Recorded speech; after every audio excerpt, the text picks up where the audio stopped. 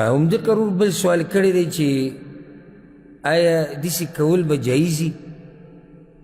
چې یو سړی دا وصیت وکړي چې د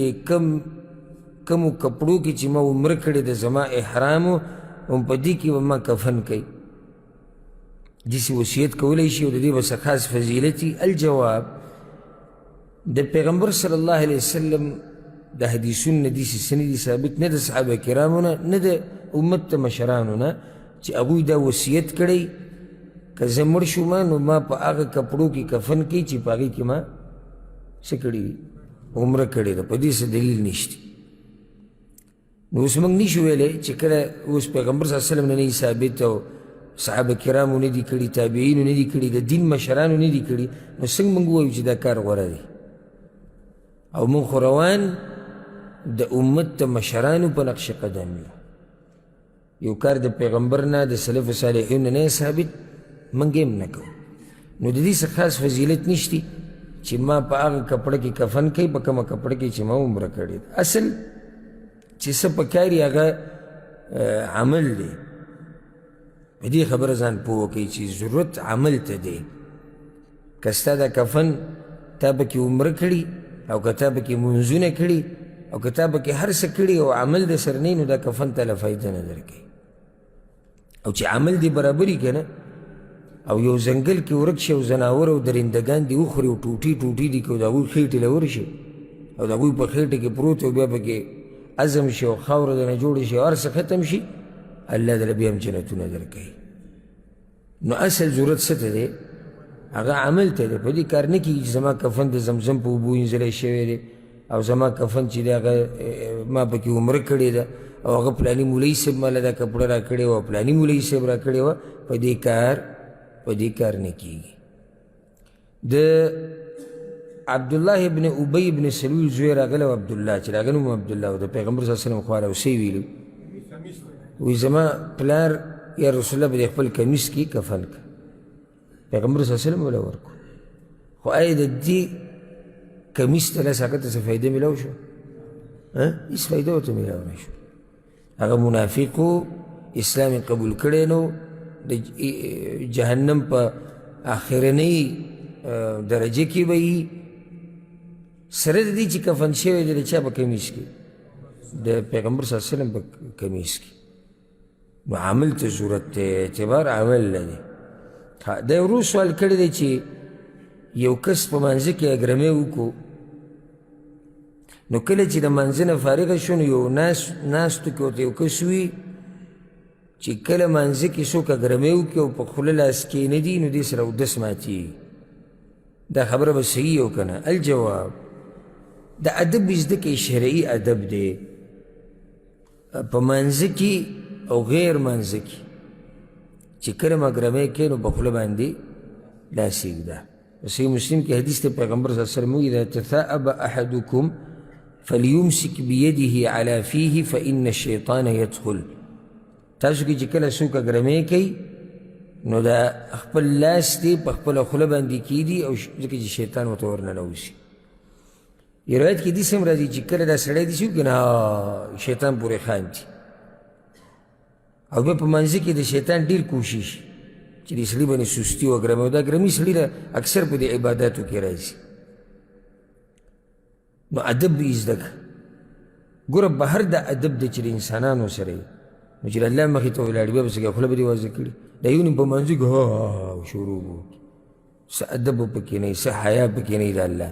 چې د الله مخې ته ولاړ ته به وکړې بهر د انسان په مخ کې داسې وینه نشم یې کولی نو د الله په مخ کې یې څنګه کړي حیا وکړه د الله نه قدر کوه د الله هغه ته ولاړې اګرمۍ راغې ستا په اختیار کې نه و چې راغې او ته منع کولی نه شي بغیر د دې نه صرف دغه یو طریقه در سره ده چې په خوله لاس کېږدي نو په خوله باندې لاس کېږدي یا پې څه کپړه کې د رومیال کې د ټیشو کې هر څه چې خو دا خوله داسې مه وازوه دا غلط کار دی د انسانانو په منځ کې نو دا په جومات کې هم بېادبي ده بیا دې خیال پکار دی بعض کسان په دې منځه کې ولاړې ډرقي واچي او څوک په منځه کې ولاړي د خلو بینتې رواني او څوک په منځ کې ولاړي د جورابو بینتې رواني بعض پکې په داسې کپړو کې راشي چې تپوس یې مه کوه بعض به راشي منزله په کپړو له پاسې منګوڼ رواني که نه وایي بس څه وایي زمونږ دا خلک چې کله ورته ته وایي داسې دا متکبر خلک دي ښه تعجز یې وایي او زمونږ عجزي ده دا عجزي خو ما ستا ونه لیده کله چې کلي ته رواني کلي ته ته ولې په دغه جامو کې نه ځي ده چې د خولو نه دي ککری ته جوړ کړی دی ولې نه ځي په دې کې وایي بد پکې ښکاره شرمېږي نو د الله نه نه شرمېږي په جومات کې ته بد نه ښکاري یو خو د الله مخې ته ولاړې بل د خوا کې د مسلمانان چې تنګېږي دوی باره کې دې څه خیال دی دی وایي چې لکه که زه هر څه کوم خو ما نه دې څوک تنګېږي نه او که چا څه خبره وکړه نو دی به متکبري لکه یو ورځ څه کسانو بحث کوو ډېره کې لګیا وو په څه موقع باندې زه هلته تللی وم نو وایي چې به یو ځي ته ورغلم او مونځ مې کوو د کار به ځي کوو هغه سودی دومره متکبر و چې هغه صف نه ووتو ما بیا هغوی ته قصه وکړه ما سره داسې واقع را پېښه شوې ده ماښام مونځ ما کوو په لاره باندې روان وم یو ځي ته تلم او د ماښام مونځ به یو جومات کې کوو او زمونږ په دې خلکو کې بعض رالو چې د کار نه راغلي وو بوټان یې وویستو دقه شان په دې دروازه کې ما ولیدو نه یې خپې انځلي دي نه نور څه کړي دقه شان رالو ما سره ودرېدو ورب الکعبه په الله ته قسم خورم که زه په مانځه پوه شوې او شاته راپسې ګڼه ډېره وګڼه ما یې زه دې ځای نه وځمه شاته جومات ډک و بس یعنې زه وتم دې ځای نه ځکه چې زه راغلی دې دپاره یم چې د الله سره رابطه جوړه کړم دلته خو رابطه نه چې دماغ زما راوبهېدو دلته سره رابطه جوړه ده بیا د منځه نه بعد مې دروازې سره ودرو ما وروره لږه ګزاره کوه ته د الله کور ته راغلی د خپې انځه د جرابې بهر وباسه د الله د کور قدر ته نه کړې زمونږ دې مونځ خراب کو اخوا چې کوم وو غریبانو به هم دا حال و دې خوا چې کوم هغو هم دا حال و ټول جومات ته په سر راغستی و که تا ته څوک خبر وکړي ته دا تکبر دا تکبر نه ده دا د الله تعظیم دی الله ته ځان ښایسته کول دا د الله قدر کول دی د دې ځمکې نه دا مونږ چې پکې اوس ناست یو که نه د جومات حدیث کې راځي په ځمکو کې د الله دا ځمکه ډېره خوښه ده کوم باندې چې جومات ته د ځمکې په مخ باندې اوچتې ځمکې ته راغلی او هلته ستا دا حل دی په بد حل راغلی او کله اګرمي کې او کله ډرقي اچي او کله بس پکې ولاړ والعیاذ بالله پرې چې حقایق ووایو پوزې کې به ګوتې وایي په منځه کې او بس به ترخ ګرئ او بس به یو ځي ته ګوري او بس بل ځي ته ګوري او څوک بډه ګرئ څوک دا کوم ځای کې ته ولاړې ته الله ته ولاړې حیا نه درځي تاله او د انسانانو په مخ کې به داسې وکړي نه یې کوي او د الله مخ کې دا شي نو بیا دا چلونه کوي ما لکم لا ترجون لله وقارا ولې د الله قدر نه کوئ تاسو د الله قدر پکار دی یا بني آدم خذو زینتکم عند کل مسجد الله وی ای د آدم بچو هر د سجدې زیله چې ځئ نو خپل ډول او ښایست راښکاره کوي ښه صفا سوتره راځه عطر استعمالوه ښه ښکلي کپړې استعمالوه که نه زما دا خبرې غلطې وي که دا د عجزۍ خلاف دي دا ناشنا عجزي ده چې ته د یو سړي دماغ راوبهیې په بین سره دا کوم ځای عجزي او په منځه کې بهر دا کار بد ښکاري بیا پاتې له جومات شو بهر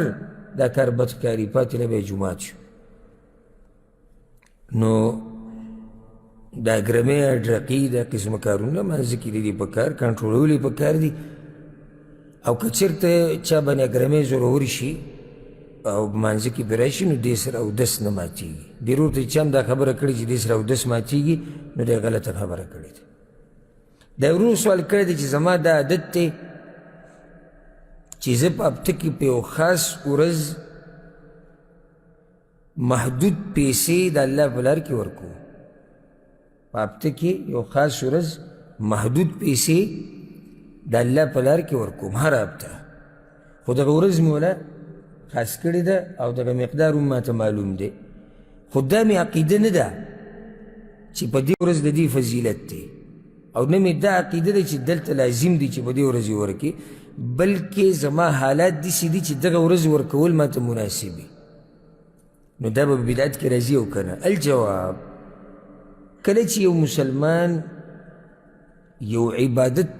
وتړي په یوې زمانې پورې یا په یو ځي پورې چې شریعت په دغه ځي او زمانه پورې نه خاص کړی او د ده سره دا عقیده نه وي چې د دې ځي فضیلت دی یا د دې زمانې فضیلت دی یا لازم دی دې وخت کې ورکول او ورکوي دې دپاره چې د ده څه خاص حالات داسې دي ظروف یې داسې دي چې په دې ورځ دته دا کار اسانیږي نو دا بدعت نه دی دا په بدعت کې نه راځي او یاد ساتئ دا قاعده او قانون ډېرې مسلې به ورته حل شي بدعت یو کار چې بدعت کیږي که نه د هغې دپاره درې خبرې لازم دي یو دا خبره لازم دی چې نوی کار کول په بدعت کې اولنۍ خبره څه ده کار نوی کول دویم د دې نوي کار نسبت دین ته کول یعنې کار خو دې نوی وکړو خو بیا دې د دې دویم کار دا وکړو چې د نوي کار نسبت دی دین ته وکړو دریم د دې نوي کار په دین کې څه اصل او بنیاد نه وي دا بدعت دی کار نوی دی دین ته نسبت وکړو او په دین کې هیڅ اصل نه دا بدعت دی اوس ضرور چې دا پیسې ورکوي په هفته کې غریبانانو له په یو خاص ورځ کې خاص ټیم کې خاص یعنې عدد ورکوي خاص مبلغ ورکوي دی دا نه وایي چې دا زما دینداري ده ځکه مې دا ورځ خاص کړې ده یا په دې ورځ پیسې ورکول دا دین دی یا دومره پیسې ورکول دا دین دی یا په دې ټیم کې ورکول دا دین دی نو دا بدعت کې نه راځي لکه دې داسې مثال واله زه بل مثال درکړم چې خبره ښه واضح شي لکه اوس یو سړی دی د پیر ورځ د هغه چوټي یا د بوت په ورځ د هغه چوټي لکه ټول هفته کار کې د بوت ورځې چوټي یا جمعرات چوټي ده یا اتوار چوټي ده او دی روژې نیسي اتوار ورځې په هفته کې چوټي او دغه ورځ دی روژې نیسي بل راغی ښه اتوار پورې د خبره خاص کړه ته خو بدعتي نه د په اتوار پورې خبره نه ده خاص کړې خو د ده حالات داسې دي چې ده ته په دغه ورځ روژې نیوه اسانېږي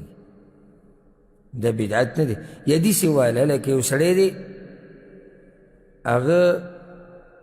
د جمعې په شپه یا د هفتې په شپه د خالي په شپه هغه تهجد کوي یعنې په دغه ورځ خاص اهتمام کوي پاسي او قرآن پکې مو وایي اوږد تهجد کوي بل ورته ته خو بدعتي ځکه چې تا د خالي د شپې پورې تهجد خاص کړو هغه نه خاص کړي په دې نه دي خو سحر له زما چوټي سحر له زما چوټي نو دې شپې له زه ښه اوږده تهجد کولی شم نو ځکه به دې شپه کوم دا بدعت نه دی یا یو سړی دی هغه د قرآن تلاوت دا به ښکلی مثال واله لکه یو سړی دی هغه د قرآن تلاوت د ماښام او د ماسخوتن په منځ کې کوي دکه ټیم کې بل ټیم قرآن نه راځي چا ورته وایي بدعتي نه دا بدعتي نه دی هغه وایي چې ما ته په ورځ کې نوره موقع نه میلاوي خو دلته زما سره ټیم دی د ماښام او د ماسخوتن په منځ کې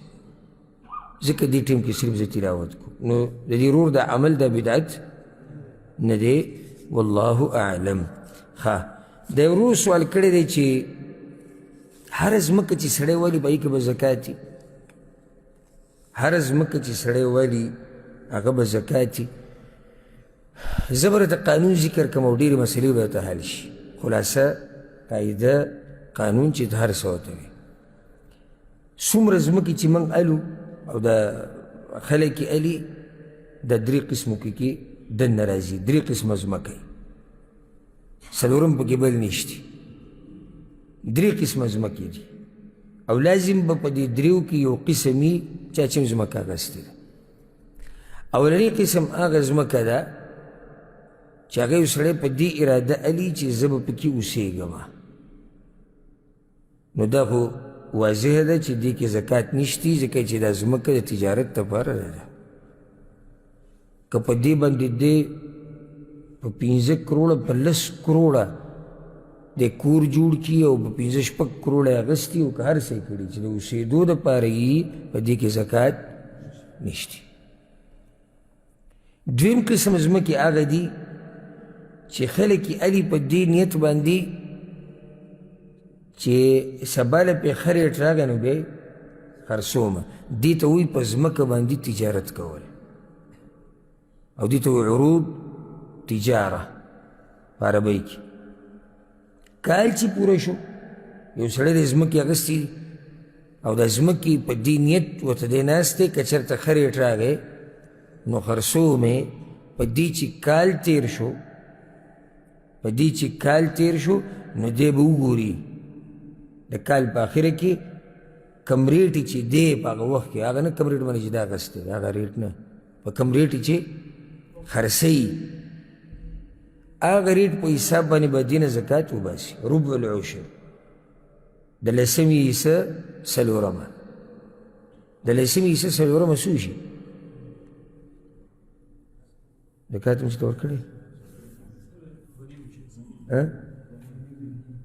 څلوېښتمه بعضې دې طریقې سره حساب کوي، او په سلو کې دوه نیمې، یعنې د سلو لسمه حصه څویمه ده؟ دوه نیمې. د سلو لسمه حصه دوه نیمې. سل چې په لسو کې تقسیم کې څو شي؟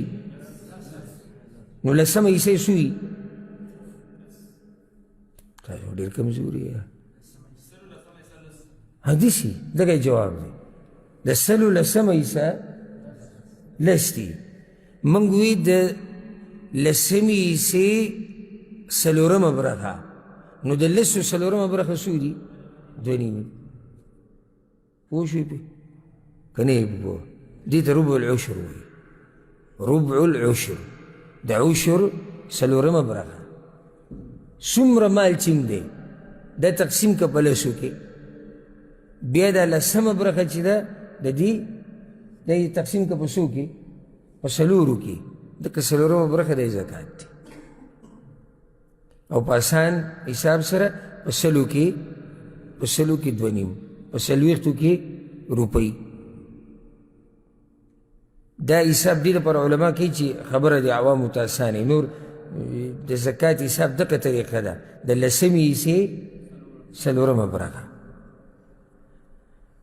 نو د دې ځمکې نه به زکات وباسي. ولې به دې زکات وباسي؟ ځکه چې تجارتي ځمکه ده. درېیم قسم ځمکې چې خلک دي هغه ځمکې دي چې د دې دپاره علي چې له دوکان پې جوړوم یا پې کورونه جوړوم، هغه په کرایي ورکوم، په دې نیت یې دي. یعنې په دې ځمکه باندې تجارت نه کوي، خو په دې ځمکه څه جوړوي په هغې تجارت کول غواړي. پوه شوې بې که نه؟ نو اوس دلته به دې څه کوي چې کال پوره شي، نو د ځمکې په دې اصل کې زکات نشتی. زکات به په هغه پیسو کې وي چې کمې دې ګټي، هغه کم چې دته میلاویږي. هغه د کور کرایه نه دي، که هغه د دوکان کرایه نه دي، او که هغه هر څه دي، خو چې به یې ځمکه د پاسه هغه کار کیي. هغه پیسې چې کمې دته میلاویږي، که هغه چېرته نصاب ته ورسېدي او کال پې پوره شو، نو بیا به د هغې نه زکات ورکوي. خو د ځمکې په اصل کې زکات شتي نشته. ښه، که تاسو له څوک دا مسله راوړي، یو سړی دی د هغه ځمکه ده او په هغه ځمکه باندې دوه مارکېټونه دي، دی به زکات څه جل کوي؟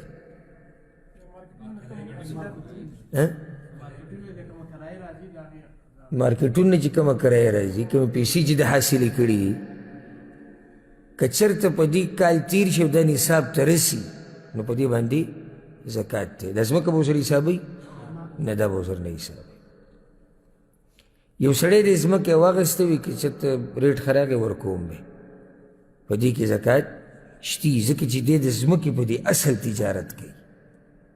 پوه شوې بې که نه؟ په دې دویم او دریم قسم کې دا فرق دی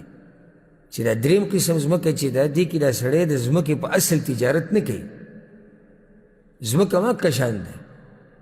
خو صرف له پاسه یې پیسه آبادي یا څه جوړ کړي دي چې هغې نه دته فایده ده، نو په هغې کې زکات دی. لکه تاله به مثال بل درکړم چې خبره ته ښه واضح شي. یو سړی دی ګاډی اخیستی دی، وایي په دې زه ټیکسي کوم، زکات پکې شته؟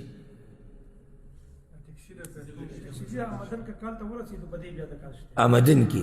او ټیکسي په اصل کې ولې نشته؟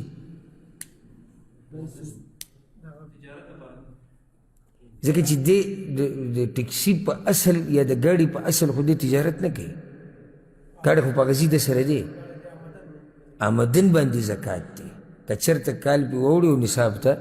ورسي. ها یو سړی دی د هغه د ګاډو کاروبار دی، ګاډي اخلي خرڅوي، خو صرف 5 ګاډي ولاړ دي، تپوس یې وکړو په دې کې زکات شته او که نه؟ څنګه به ورکوي زکات؟ چې ګاډ دوی باندې کال تیر شو او د ګاډو قیمت کم یو نه، کم چې اخیستی نه، کم چې په هغه ټیم کې دی د خرڅولو قیمت. لکه د ګاډی واخیستو دا اخیستی په 5 لکه روپۍ دي، په مارکیټ کې په 8 لکه روپۍ دي، نو کمې به حسابوي؟ 8 لکه روپۍ به حسابوي په کم ریټ چې خرڅوي. د اهمې مسلې دي د ضرورت ډېر راځي، نو یاد یې ساتئ. لکه اوس یو سړی د دوکان دی ورسره او دا د ورور یو سوال کړی هم دی، دغه سوال به ووایو او بیا به دغه جواب پکې راشي. هم ډېر دویم سوال د زکات باره کې کړی دی، وایي چې زما سره په ملک کې زما بک سټور دی، لکه دلته چې ورته مکتبه وایي یا قرطاسیه ورته وایي، کتابونه میتابونه پکې خرڅوي او پوټ سټیټ یې کوي، یو شی او بل شی د کتابونه جوړوي او کورونه. نو چې کله په ما باندې کال پوره شي د دې سامان خو زه زکات ورکوم، دا کوم چې ما خرڅ ته یې ښودی دی، خو دا کوم مشینان چې په دې دوکان کې پراته دي، هغه د پوټ سټیټ مشین دی، که هغه د کور لګولو مشین دی، او که هغه کمپیوټر دی، که انټرنیټ دی، د هر څه بک سټور کې پراته دي، په دې مشینانو زکات شتي او که نه؟ دا سوال دی. زه غواړم چې زما د جواب نه مخکې تاسو جواب ورکړئ. مشینانو نشتی، هغې په آمد نشتی، نو دا نور سامان چې دوکان کې پروت دی په دې ولې زکات دی؟ ځکه چې د هغې په اصل کې تجارت کوي. اوس پوه شوئ دا مسله که تاسو د دې قیمت 1 لک ریال ولګوئ که نه، هم به قدر ادا نه کوي، بلکې شتي نه قدر په دې دنیوي ځای کې دې څه قدر نه لګي. دومره غټه مسله چې دې دپاره ګورئ یعنې محنت شوی دی. دا علما چې تاسو ته دین بیانوي او د استادان ستاسو څه خیال دی؟ د مور په خېټه کې دین زده کړی، د مال لګولی، ټیم یې لګولی، ځواني یې لګولي، او بیا تا ته په 2 منټه کې څه کي مخې ته کېږي. نو دا خلک د قدر حقدار نه دي. اوس دا مسله زه تا پرېږدم چې کتابونو کې وګوره، ځه که ما تاسو ته نه یم کتاب دی دنیا دا کتابونه ته واړه راواړه بغیر د عالم نه نشي پیدا کولی. لاړ شه ځه قرآن پسې مو وګوره، ترجمه م کوله وکړه، او حدیثونه م راواله او ترجمې م کوله وکړه، چې دې دوکان کې چې دا سامان پروت دی په دې ولې زکات شتي، او دا چې نور سامانونه پکې پراته دي د خرڅ دی کې زکات شي او په نورو باندې نشته، دته پیدا کړه. نو د دې علم قدر کوئ. دا غټه مسله حل شو.